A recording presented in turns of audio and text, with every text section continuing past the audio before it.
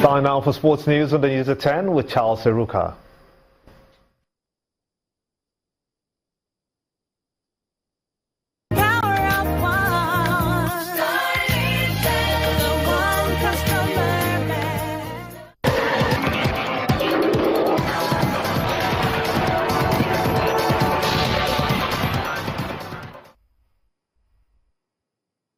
Thanks a lot, Kimber, and welcome to Sports News. Former Super Eagles coach Sunday Oliseh has been appointed as the head coach of Dutch second division side Fortuna Sittard. The former Nigerian international replaces Ben van Dijk, who was dismissed after a poor start to the season. Oliseh has signed a 1.5-year contract with an option for another season. He'll officially resume his role on January the 2nd.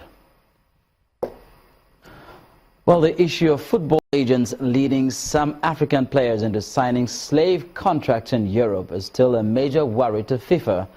In this special report, our sports correspondent Austin Okonakman examines the importance of educating young footballers before signing for a foreign club.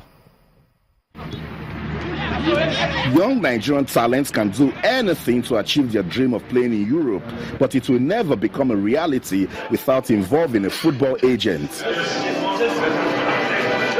The agent acts as a mediator between a player and a club. Some see the player as their property, but when a contract goes wrong, who gets the blame? It's the agent. So because he's the mediator, he's the one in the middle. So he's to see to the contract, in and out of the contract. Understanding a contract before signing is vital. In 1987, Nigerian sensation Philip Osondu won the Golden Ball at the FIFA Under-17 World Cup in Canada, but due to cheap negotiations, he suffered a poor career in Europe.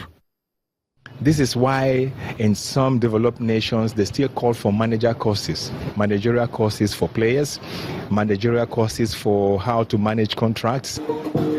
Language is also a major barrier when signing contracts. Sometimes agents are too hasty in acquiring clubs for their players. Former Super Eagles player Ahmed Garba, popularly called Yaro Yaro, was a victim when his move to Borussia Dortmund in 1997 failed. You don't go to Europe without going through the English FA. It is not possible. Our players, look, you have to go through the FA. When you go to the FA, we record you. We know where you are. That is the only way we can do it. Simple. Since 2000, FIFA has been in a fight against exploitative clubs, unscrupulous African managers, and greedy European agents, and they want federations to join the campaign. Actually the first country to sign up to the FIFA DTMS, domestic transfer system, and we're also the first country to also assign to what's called the FIFA Connect, whereby every football stakeholder from age 10 is signed up to FIFA with a special code. So that's it, the agent versus player issue still lingers. When a contract goes right, the agent and the player share the credit. When it goes wrong, it's totally on the agent. Now, family members are taking the role of agents. That makes this issue an even interesting one. Austin Okonakman, Channels Television News. That's it on Sports News, and it's back to Gimba with the rest of the news at 10.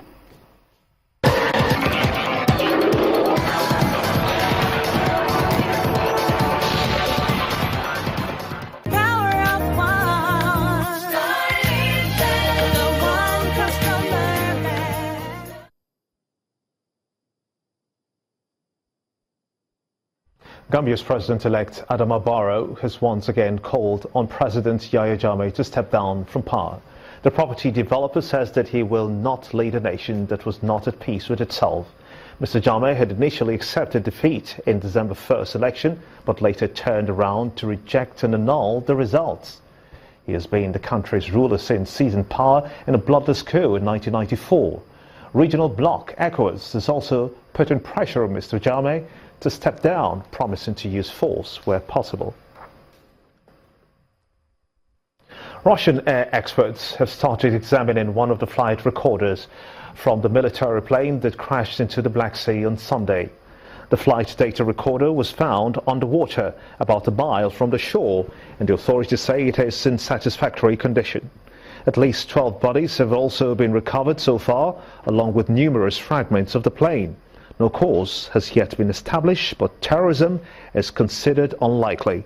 64 members of the famed Alexandrov military music ensemble, as well as one of Russia's best-known humanitarian figures, Yelizaveta Glinka, were on board the Tu-154 jet when it crashed. And the main news again. The governor of Borno State, Kashim Shettima, today expressed shock at the non-execution of 500 million naira Chibok school rebuilding contract by the federal government. Governor Shettima, who was visiting Chibok town, lamented to the residents about how some people had turned their misfortunes into a money-making venture. Also today, the Deputy Inspector General of Police in charge of Zone 2 visited the site of collapsed building at the Ikeja Police Barracks, where he ordered occupants of defective structures to relocate. And Russian experts today began examining the flight recorder retrieved from a military plane that crashed into the Black Sea with 92 people on board. And that's how it's been on the news at 10 tonight. I want to thank you so much indeed for being a part of it. On behalf of everyone here, have a splendid night. Good night.